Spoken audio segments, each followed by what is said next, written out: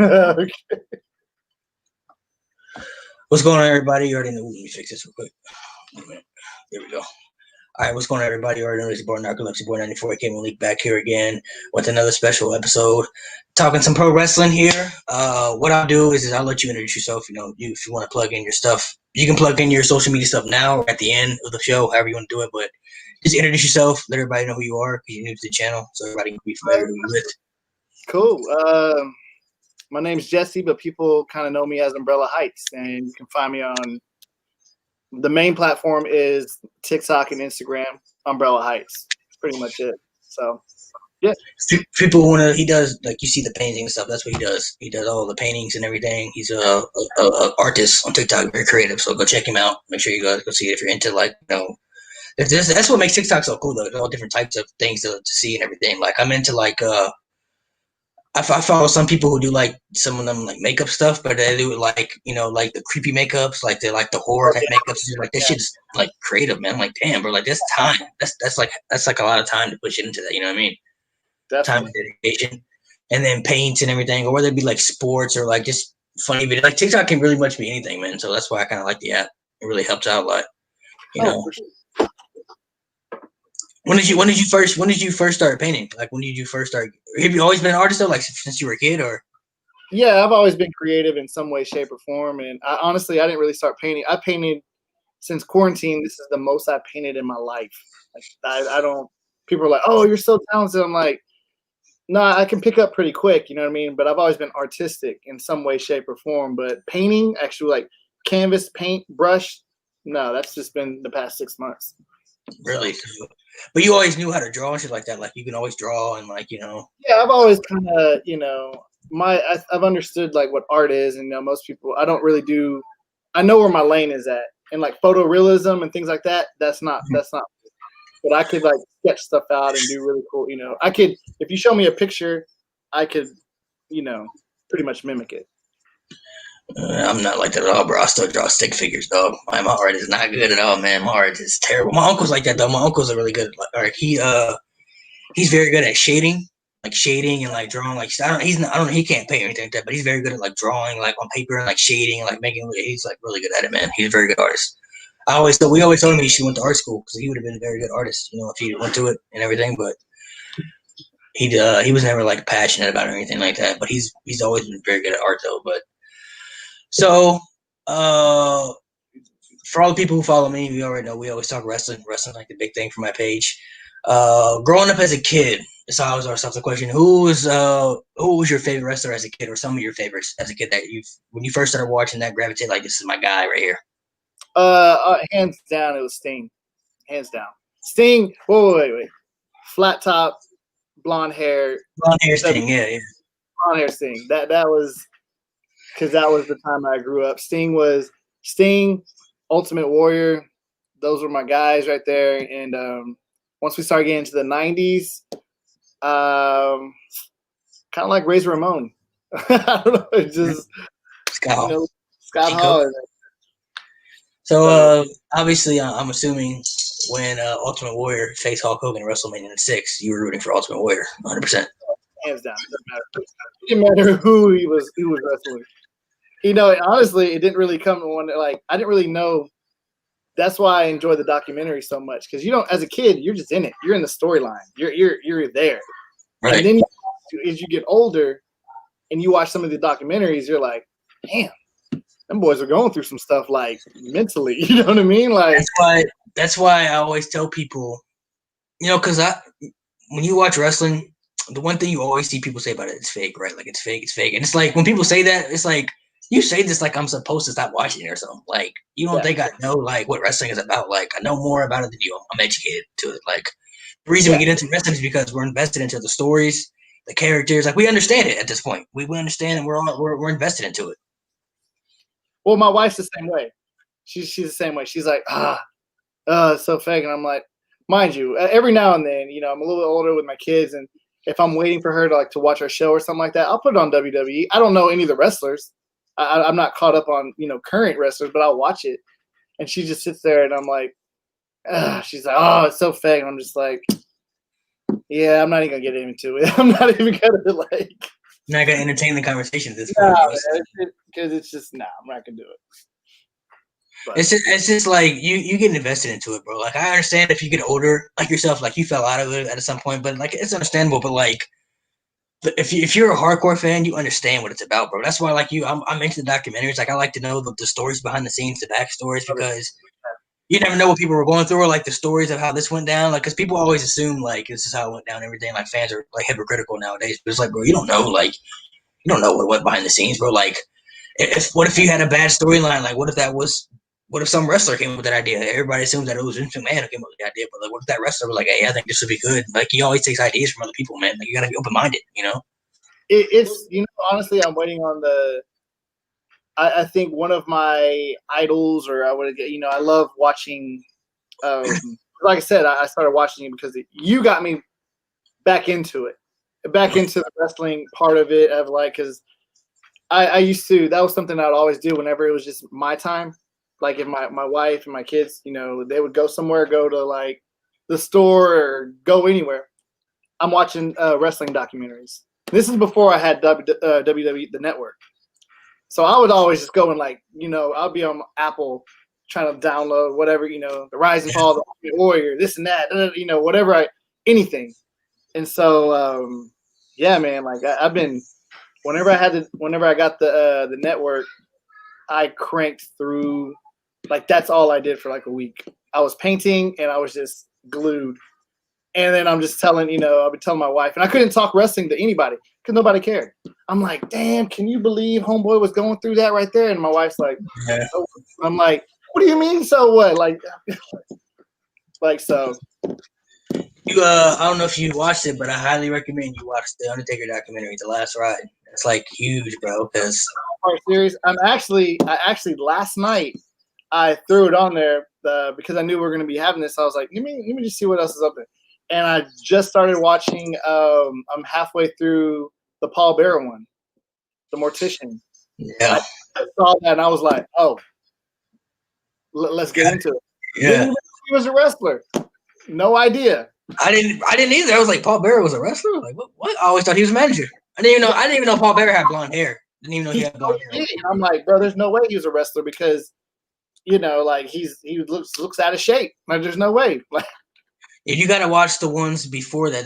So around WrestleMania time, or like right after WrestleMania, they have a series of Undertaker documentaries about like he's going through his character, and it's basically a whole story about him. Right? Huh? You talking about The Last Ride, or? Yeah, The Last Ride. That was good. Yeah. That was probably one of the first ones I watched. Yeah, and that shit was so good because like for years, bro, like Undertaker's always been mysterious. Like even though like you knew like he wasn't a dead man, he just always had this aura to him, bro, because he was into that character 100%. And like just imagine like if you were like 10 years old, right, and you saw the Undertaker in the airport, you're gonna be like, oh shit, bro, there's the Undertaker. You feel me? Like you're not gonna look at it. You're not gonna look at it as a human being. You're gonna look at him like, bro, there's like that's the Undertaker, bro. Like I wonder how he bro. Like what if he creepy? Like no, it's like he even says it. He's like, I lived the character. Like I lived it on, and that's probably one of the main reasons it was so.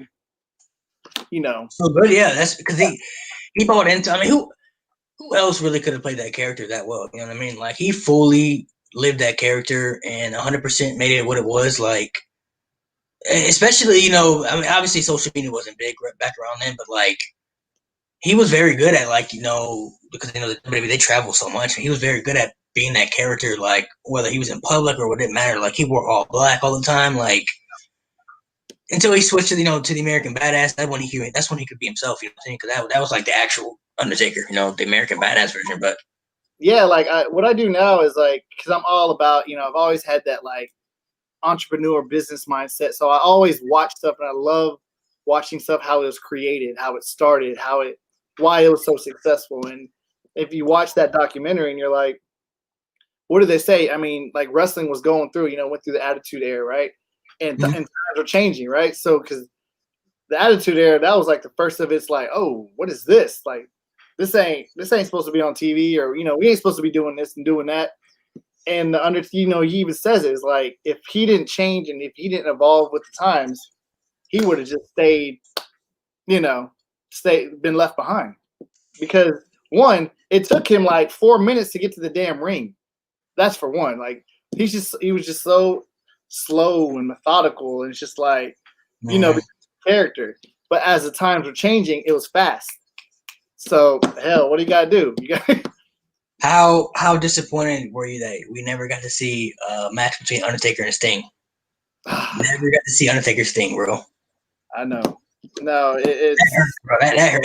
Every time I think about it, especially back in the Attitude Era when they both were, when Sting started wearing, you know, the scrobe, he became the crew and everything. I'm like, bro, like he was hanging in the rafters, like, bro, how did this never happen, man? Like, dude, that was whenever he came back as you know, as the crow Sting kind of thing, bro. That was amazing. That was brilliant, because everybody just knew him as, you know, flat top, blonde hair, you know, that's what he was. And so when he came back as that character, that mysterious kind of just pointing the bat kind of thing, you know what I mean? I'm like, oh man. So I mean, obviously they were both on different shows, but yeah. When you know WCW went out of business and they had, I don't know if you remember the Invasion angle, when they had the Invasion storyline with WWE, when all the WCW superstars came over, like Booker T and, you know, all those guys. Yeah. Sting wasn't one of them. Sting never came. I was like, bro, Sting would have been perfect to come at that time, bro. That would have been it right there, man. Like Sting, even though Undertaker was the American Badass at the time, they could have easily switched that back to Dead Man character if they wanted, like just easily if they wanted to. Like, yeah, that would have been the only way to do it.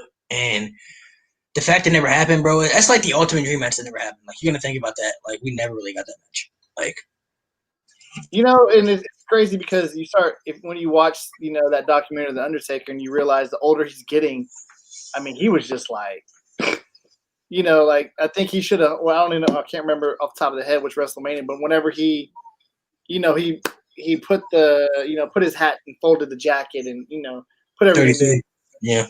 Me and just let it ride out. But, you know, the competitiveness and the older he got, you know what I mean? He was tore up. Like, bad, bro.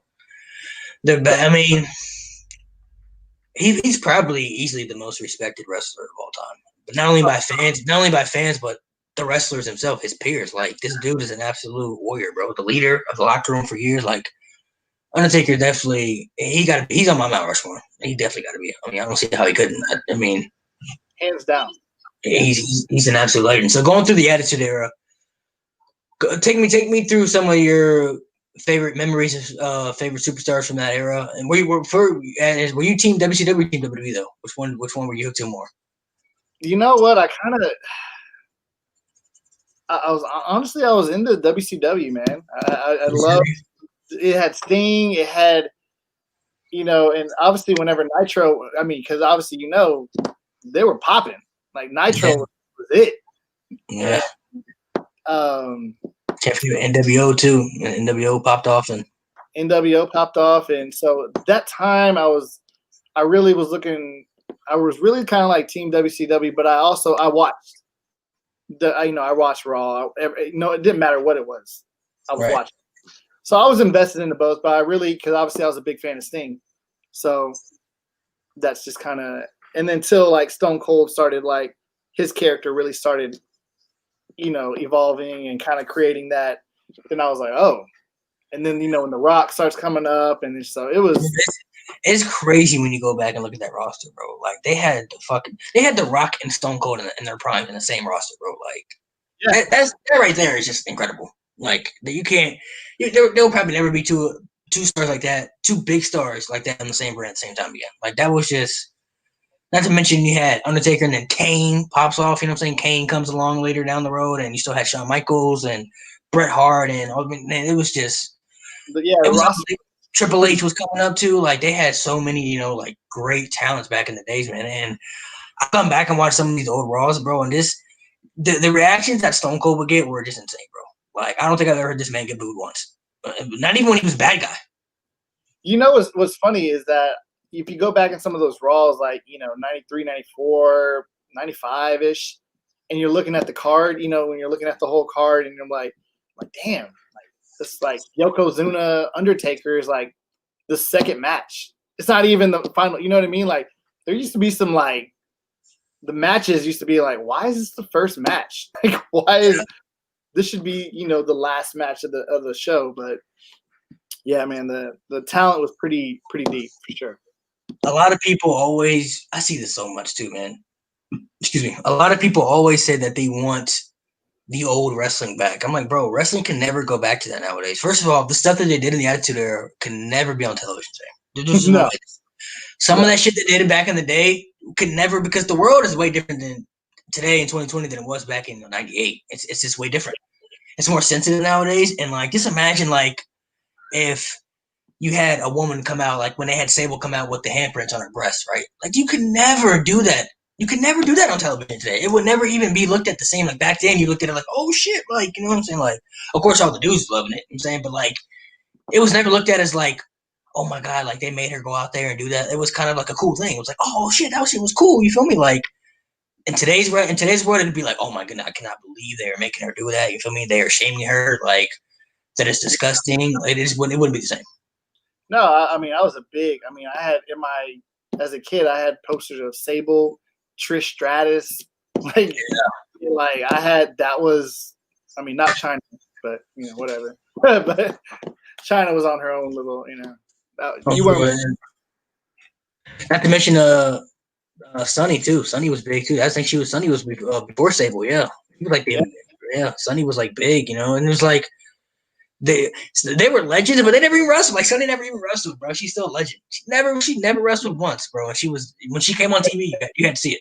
You know what's crazy is that I used to, when I got into the documentaries and I started watching, I went back to '93, or I went back to the very first Raw, right? And so I'm watching this, and as I'm watching like some of the documentaries in between, you know, some of the shows and stuff like that, and it's crazy because I see Macho Man, right?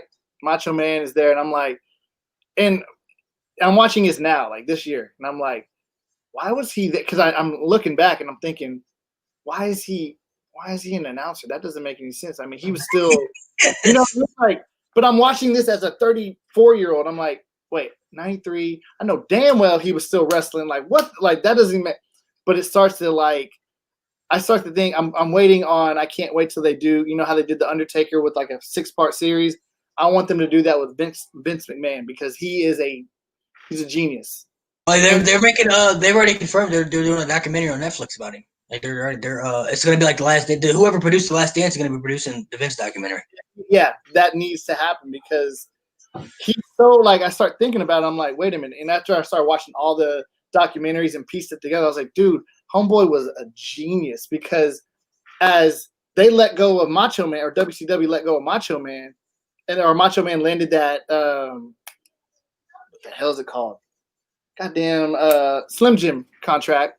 He boosted sales, and he boosted the sales for Slim Jim and like doubled them in like a year. And then his voice was becoming a part of like pop culture. Yeah. Vince caught on to that and was like, well, what does an announcer do? They talk. So that voice, let's capitalize off the voice because people will hear Macho Man's voice and may just be automatically intrigued. You know what I mean? Because it was so crazy. I'm like, damn, like he was. There were good and bad things to that though, because Macho Man wanted to wrestle and Vince didn't want him to wrestle. He wanted to do that. I mean, that's when he ended up leaving and going to WCW and everything like that. But the documentary should be really good. But to me, it's only going to be good though because there are people who have two different relationships with Vince. There are people who hate him and there are people who absolutely love him. You got to have people who are going to talk about both sides. So you got to have people on there who have had bad experiences with him and people who've had good experiences with him because you don't want to hear just one side of the story. You want to hear both sides. So you got to have two sides to it. But Vince is a genius. I mean, a lot of people who watch wrestling today, including myself, he's fallen off a lot, but he gave us some of the best shit we've seen from our childhood. You know, feel me? Like he gave us some great characters, some great stories, and how can you not respect him, man? He's gone out there and actually taken bumps, like ridiculous bumps that he doesn't need to take. You feel me? Like he's gone out there and bled in the ring when he doesn't need to bleed in the ring because he got so much money, but he does it for the entertainment. You feel me? You think of the Austin McMahon shit. Like that shit was money back in the day. Yeah, like, and he's even brought in the family. Like, yeah, the entire family, and they're all good. They're all great. Like I think what was it? I watched the what was it? Broken Skull sessions with Stone Cold. And I watched the one with Kurt Angle, and how he was like Stephanie kind of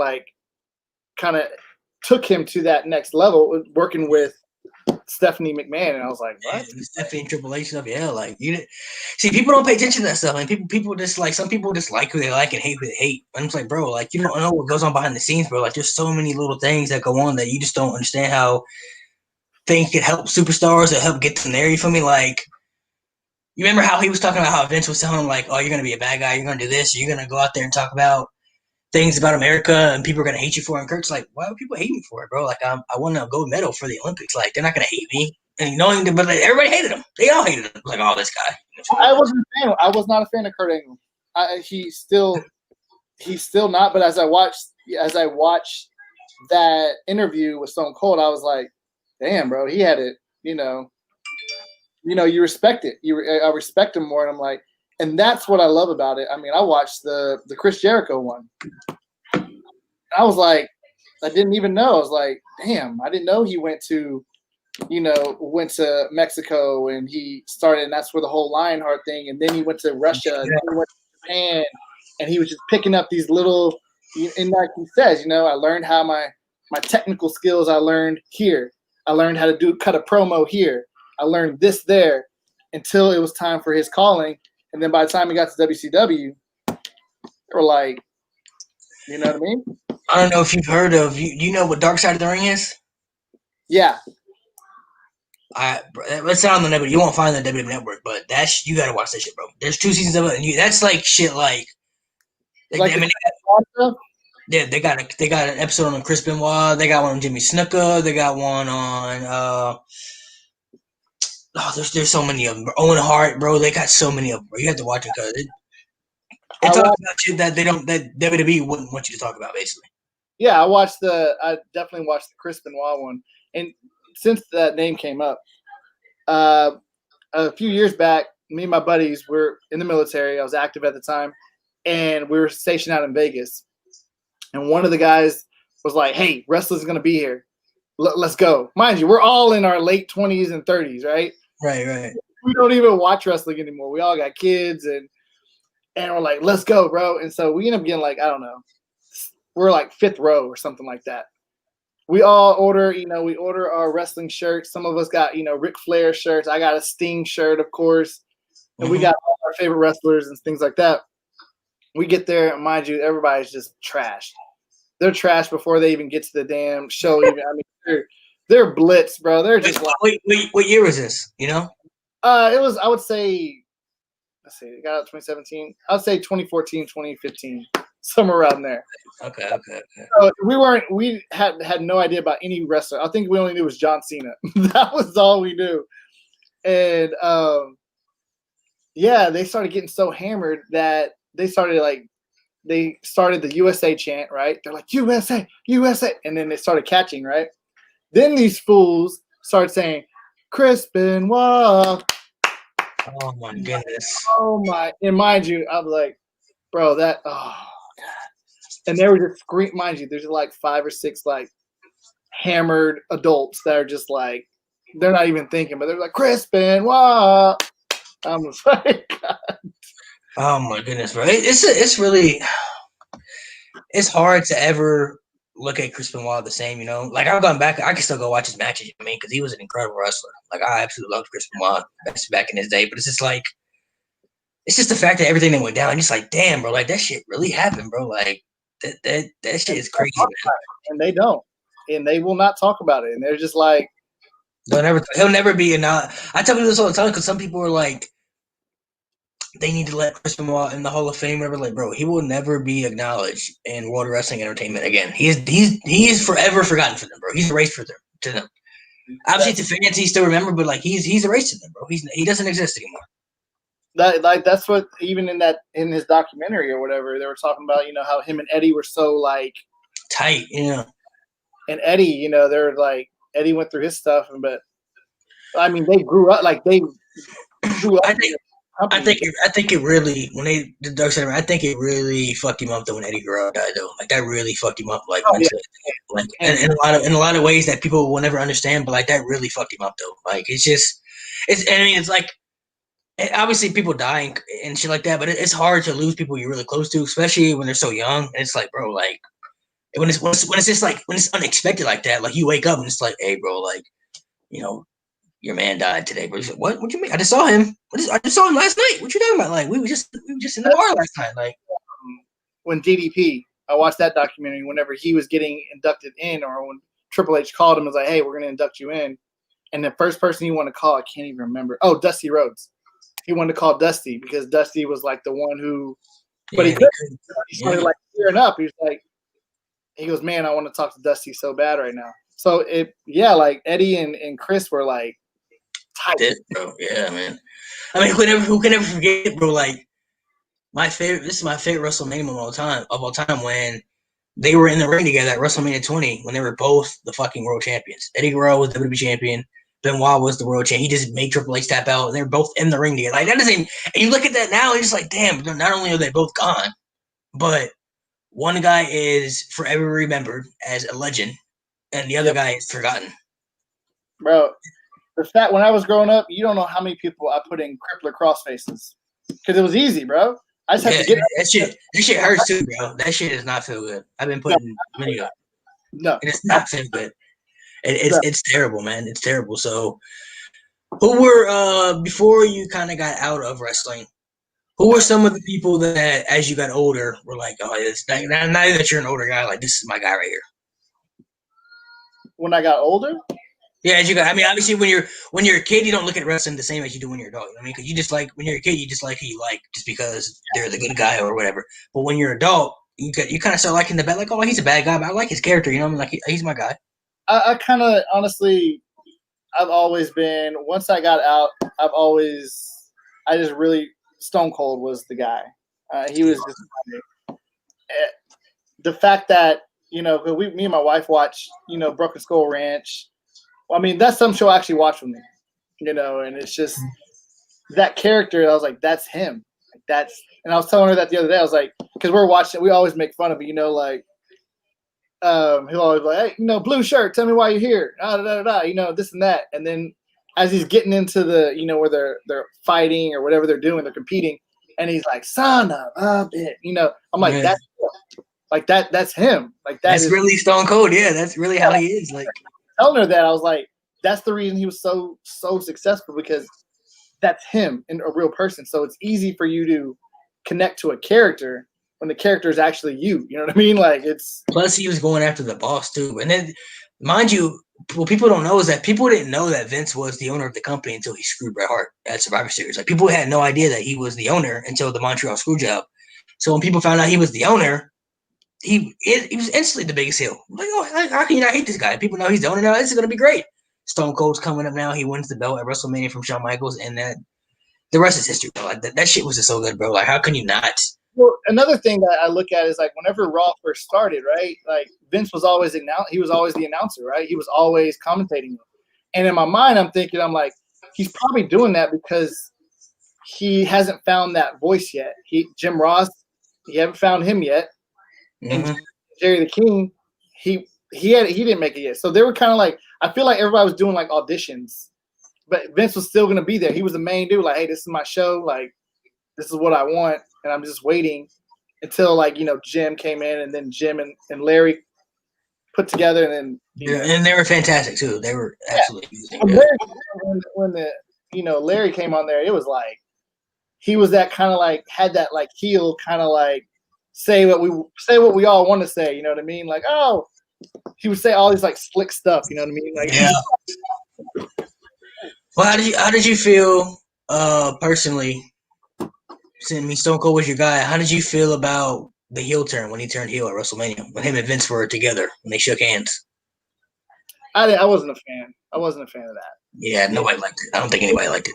Even then, he even says that. He was like, man, if I could go back, I never would have done that. Right, because it was the reason I don't think it worked is because I mean, you've seen pretty much all the top guys that turned heel at least once. But the reason it never worked for him is because nobody wants to hate Stone Cold Steve Austin. There's nothing to hate about Steve Austin, bro. Like you just said it yourself, bro. Like, no, what is there to hate about him? He's a guy who drinks beer and he beat people's asses. There's nothing to hate about that. No, even now, like I look back. I went and watched. We went on vacation a few weeks ago, and I watched all of the Tough Enoughs, all the seasons of Tough Enough, and the only one that was really good was his. Like I wasn't when he was the host, yeah, when he was a member, yeah.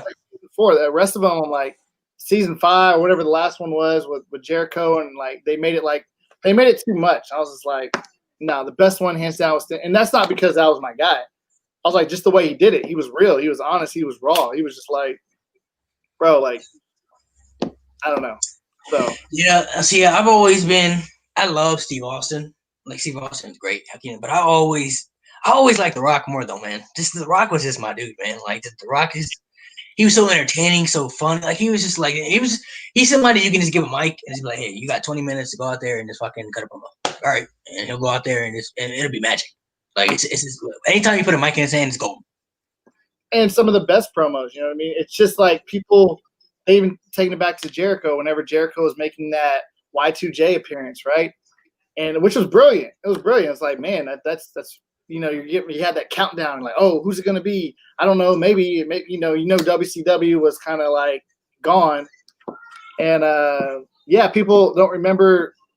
They remember The Rock's because that was Jericho came in on The Rock's kind of like promo kind of thing. You know what I mean? It's like, so everyone remembers just like, what was your name again? It doesn't matter what that's Jericho's appearance. Like that's what people remember about his entrance. Did you ever, because Stone Cold was your guy, did you ever hate Goldberg in WCW? Did you feel like Goldberg was too much of Stone Cold, or did you look at him differently? I remember that, like, I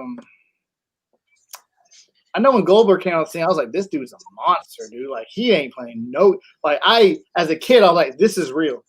He's not, like, he's literally spearing people. Like, this is not, and jackknifing, and that's all he does. Like, but I didn't really have too much of an issue with it. And it's funny that, you talk about him because I watched that interview with Stone Cold and Goldberg. Yeah. And you feel bad for Goldberg because he had no idea about the business. He had nothing. Like he had he's a football player, yeah. No guidance from anyone. So like he didn't understand like how the business works about, like, I mean, yeah, WCW was like a shit show, honestly. That was like, it was just. Yeah, it was out of control. Yeah. So, but the business side of things, whenever he came into the WWE, yeah, he even said it. He goes, I just had no guidance. I didn't trust nobody. I didn't, everybody was out to get me because WCW, that's what they did. They weren't like investing into the storylines. And so, yeah, I mean, I kind of, once you get older and you get to like the backstory of everything, you're like, damn. That's why I always like the backstories, man. Because you just, like I said, you never know what really goes on. You never really know what really goes on behind the scenes. You feel me? Like people think or they have ideas of what goes on, but you never know, man. You never really know what really goes on. Like that's why I always like the documentaries, or I always like learning stuff behind the scenes because I do stuff with the wrestling company called TCW, and I'm in like creative position, so I come up with storylines like that, and it's cool to come up with ideas and present them to wrestlers, and then you go out there and you see it happen, like damn, bro, that was such good shit. You feel me? Like, yeah, it's you never know how things can be pitched or what happened because like. You've watched wrestling for a long time. I watched wrestling for a long time. I've seen. There's nothing that can really shock me in wrestling at this point. I've seen everything, bro. I've seen people get on fire. I've seen a live sex show. I've seen pretty much anything you think of. You've seen it in wrestling because they've tried everything. No, it's the storyline is like that's all it is, and it's so funny whenever the reason I say the Jericho one is like I watched that a few days ago and I was like, yeah, when he needed a break. He's like, he just needed a break. He was at it for like 12, 15 years. And he was like, so that's whenever they did the whole, like, get fired match or whatever it is. And then he's like, he loses, but he's like, that was planned. Like, that was going to happen. Yeah, like he was ready to play, yeah. Yeah, when you find out, it's like, no, homeboy was just tired. He needed a break. Like, he needed to get away.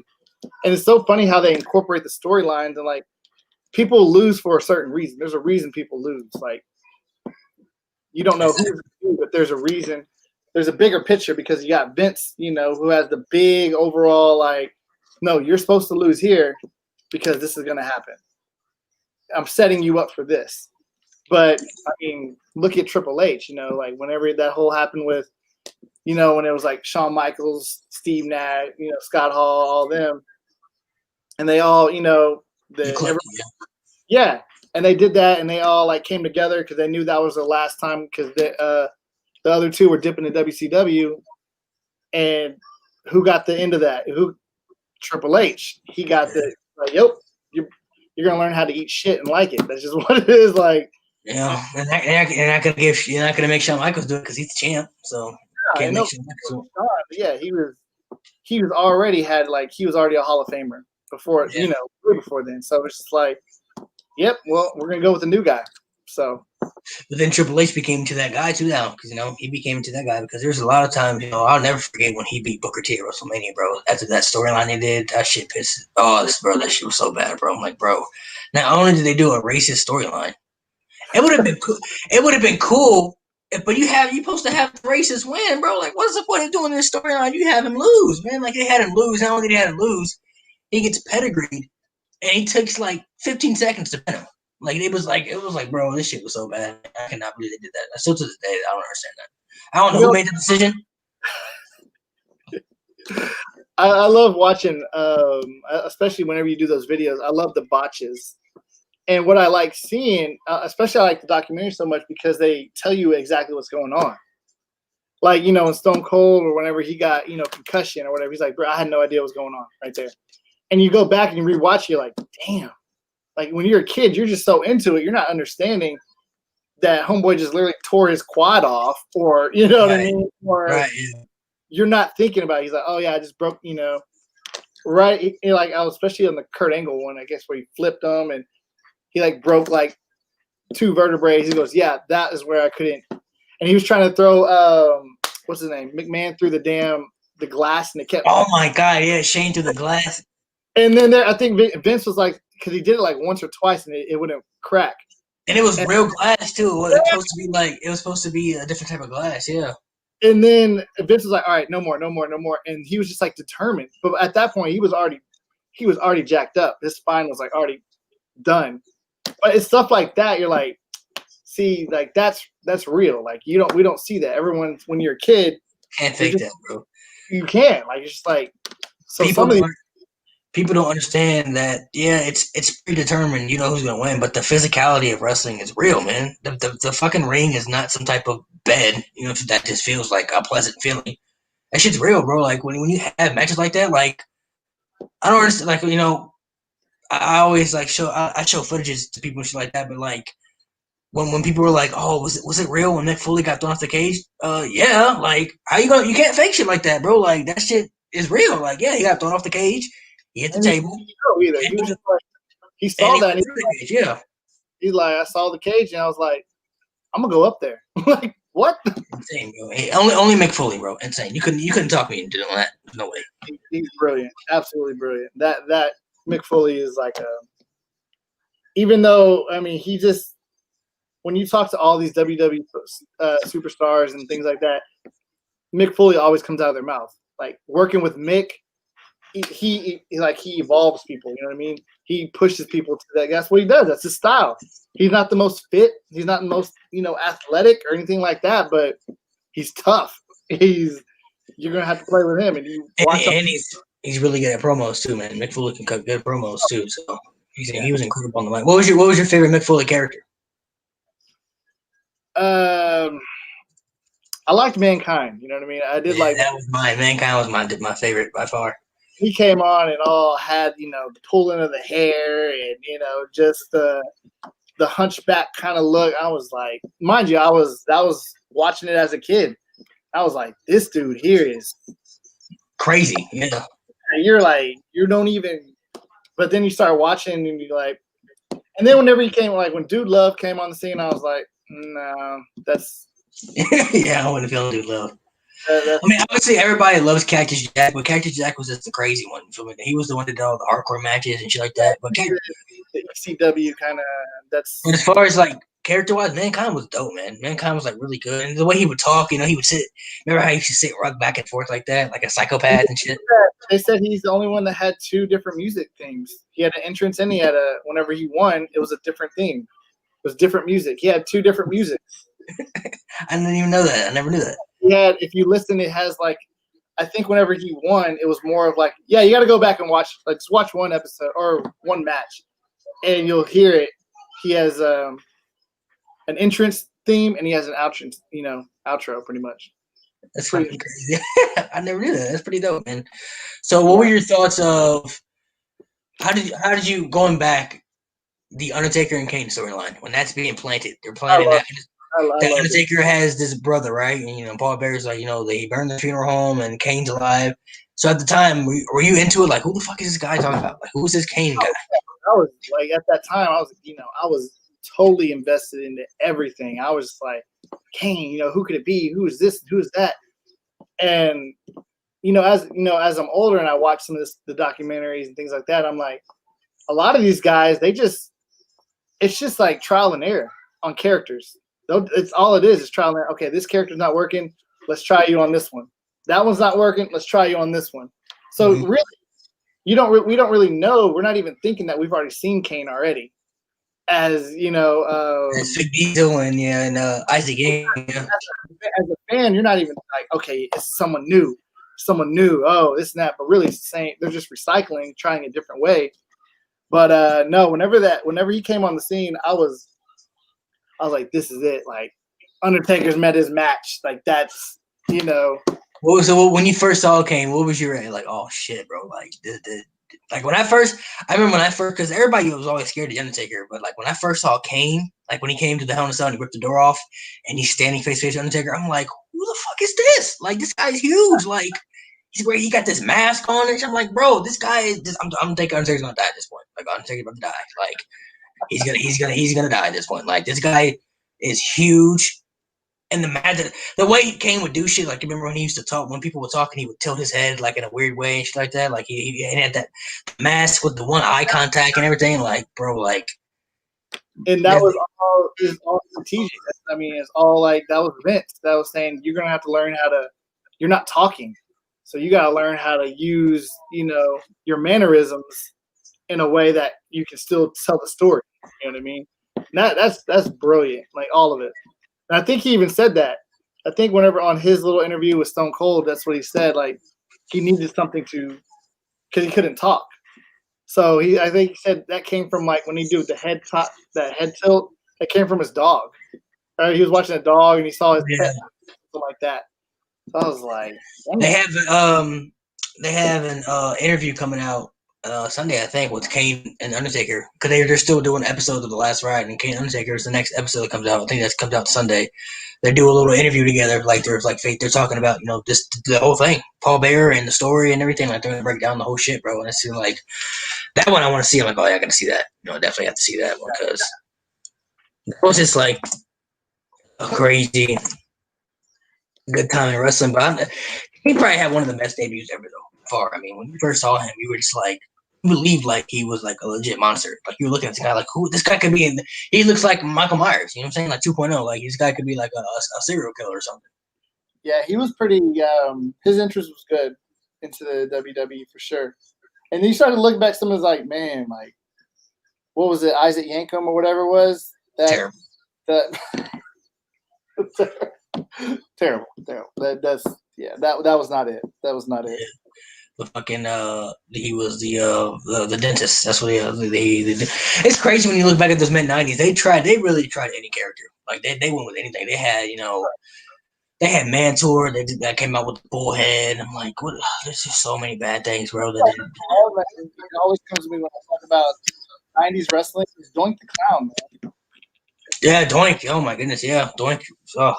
But Doink was, like the way they tried to build his story as his character, that was all Vince. They were saying like, yeah, you see this clown, but you're like, he's an actual like legit wrestler.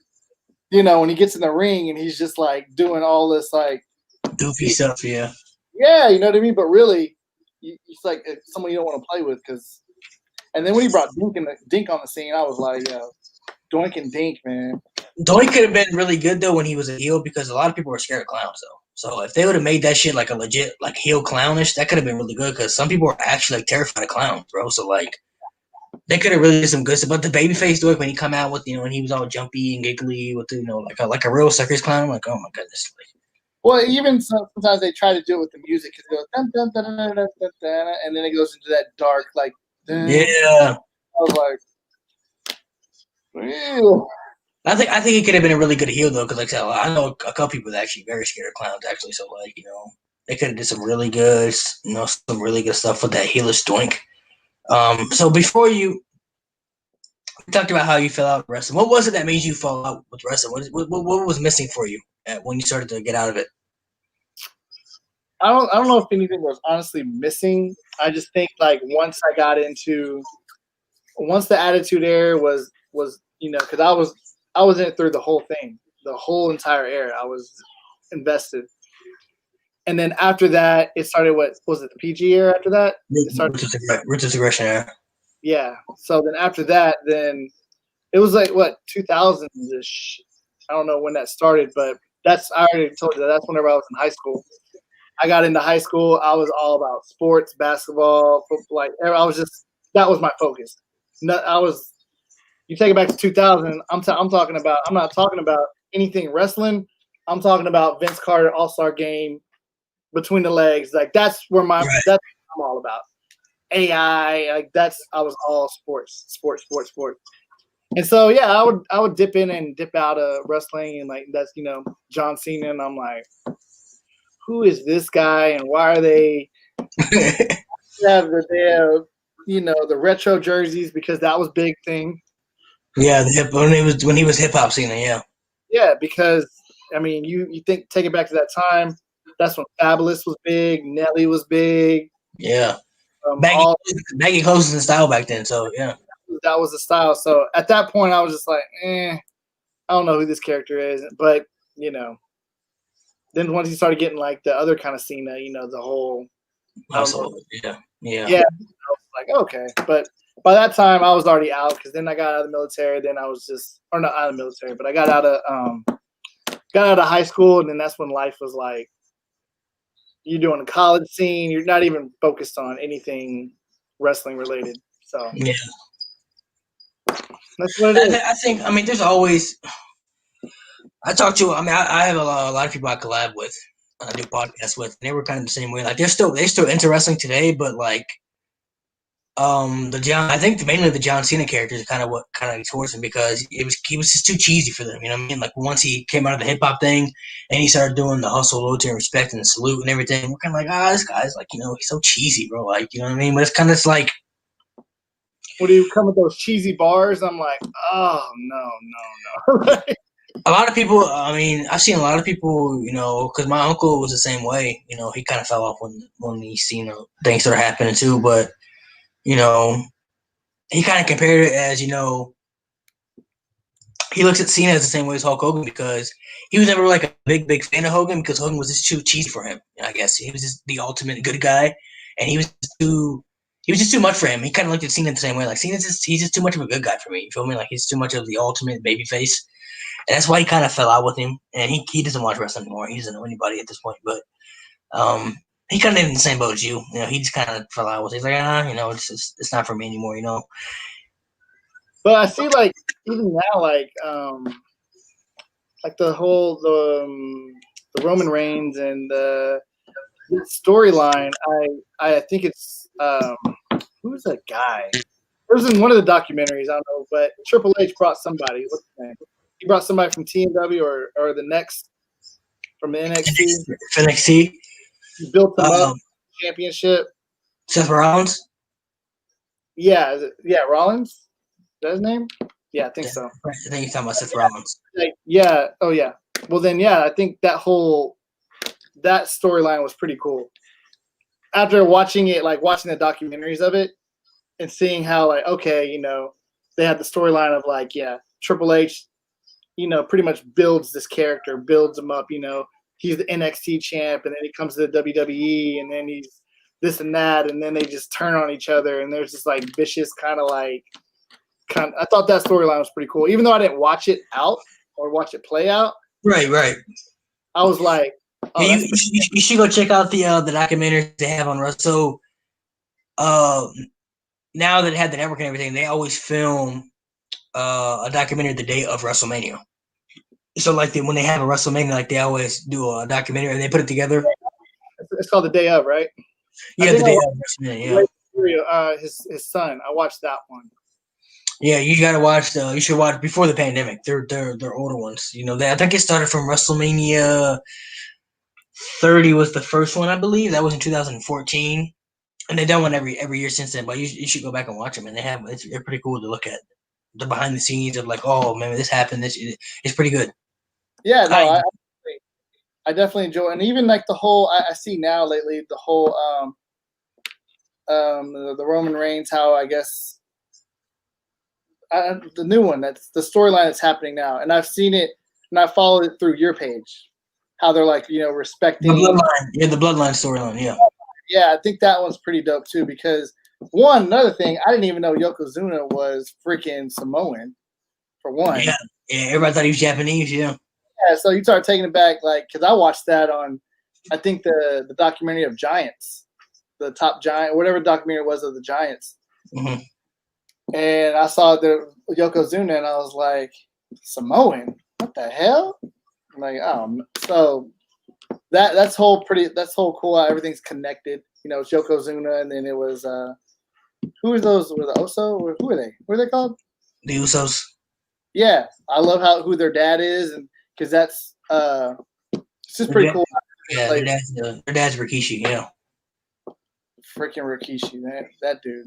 Yeah, so all the Samoans are related. I mean, they're all pretty much related at this point. But what the storyline right now is building up to with Roman is he's pretty much the guy. He's pretty much the new face of WWE now. He's pretty much the guy. He's been solidified as the guy for a minute, but he was getting rejected for a couple of years. He was basically getting rejected like John Cena was. They were pushing him hard, like down people's throats as, this is going to be our guy, whether you like him or not. People just weren't having it, like, bro, we don't know. We don't want him. We want somebody else.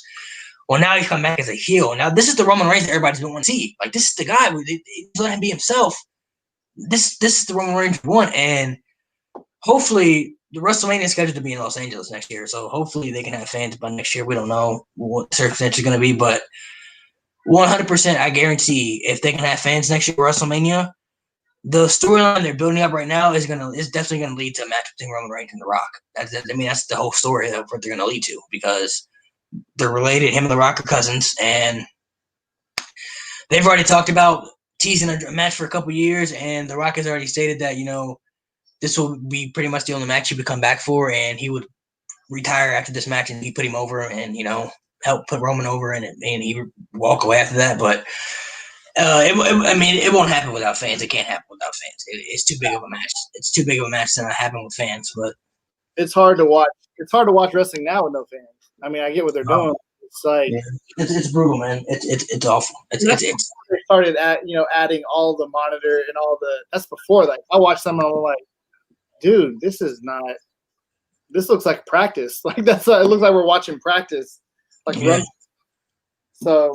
It's tough, man. It's tough, but you gotta work. You gotta work with. They're under circumstances they can't control. So No, definitely. So I definitely respect, like, as a fan, like, even though I'm not caught up on it, I love storylines. I'm like, oh, that's pretty cool. Like, I love. That's my favorite part about wrestling, the storylines, man. I love them. That's it. Like, if you can create a dope storyline, like, if you can just do that, that's all. Like, pretty much business is. It's just storytelling. Yeah, I tell people that with social media. It's just storytelling. There's a reason videos go viral. It's because they're storytelling.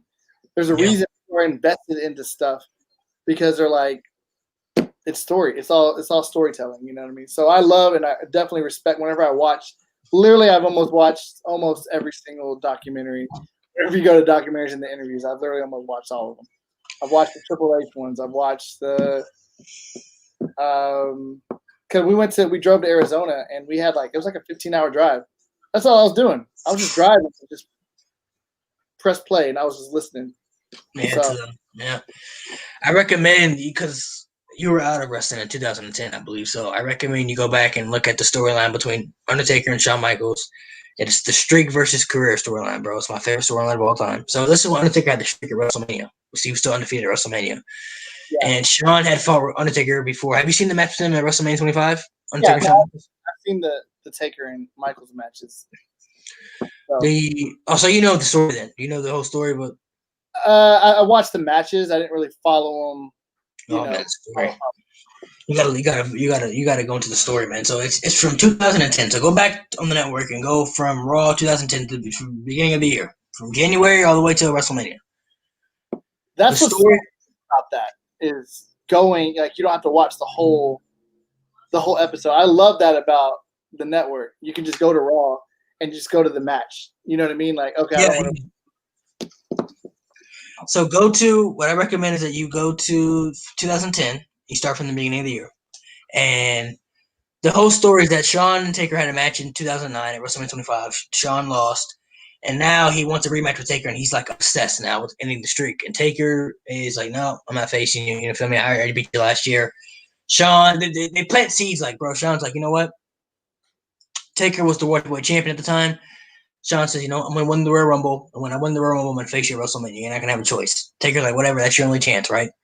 Shawn doesn't win the Rumble. And now you just got to go. I don't want to spoil too much for you, but you have to go back and watch it, bro. The story was so fucking good. It's crazy, man. Dude, yeah, definitely. Like I said, I always respect storylines, no matter what. Like even now, like I knew about just from watching your page. Like the whole, like you said, the bloodline. I was like, that's pretty cool. Like that's, I could definitely go back and watch that. So no, like I've always been. We come back to the. We keep talking about it. Just the storylines are huge, and that's what really invests everybody. The kids. I mean, yeah. All right, so we'll go ahead and sign off. It's almost been an hour, so I don't want to keep you on too long. Just go ahead and plug in your stuff. Tell everybody, what you do, where they can find you, and if enough. Just find me at Umbrella Heights, and it's on TikTok, Instagram, literally every platform. It's Umbrella Heights, and so pretty much it's painting, abstract, spin art, whatever you want. Literally, I can paint it, whatever you want. Doesn't matter. It can be from a portrait to characters. Doesn't matter. So, yeah. Make sure you guys go check him out. Go subscribe to his stuff. Stay tuned for my stuff. We got some stuff in the future coming. Appreciate you for being on, man. We'll do some more stuff in the future. We'll collab, and we'll do some more stuff, some more podcasts, some painting stuff. We'll do a lot more. Yeah, man.